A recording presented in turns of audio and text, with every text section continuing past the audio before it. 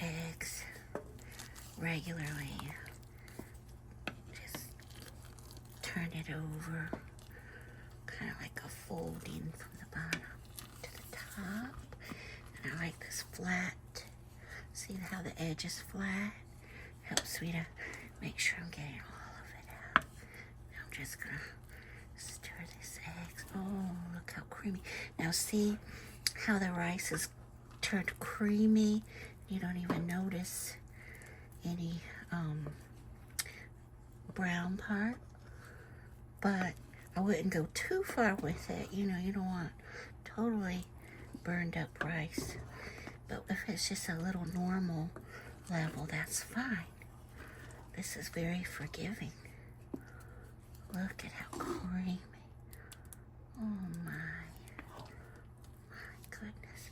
You know, it's about 40 degrees here in Georgia. And so this is the perfect food. It's like a dessert meal, hearty and everything. And I forgot to put my what do you call it,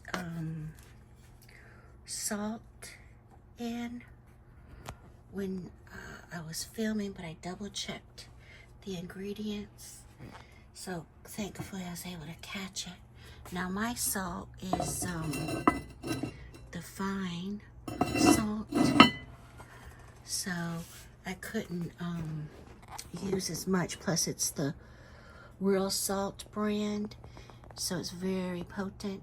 So I would just say salt to taste, how much you think you normally do. So okay, I'm gonna pause here or stop here and come back when it's time. Now this has been about the 30-minute mark when I came in and stirred it, and oh, let me tell you, my home smells so fragrant, vanilla and eggs and milk and sugar.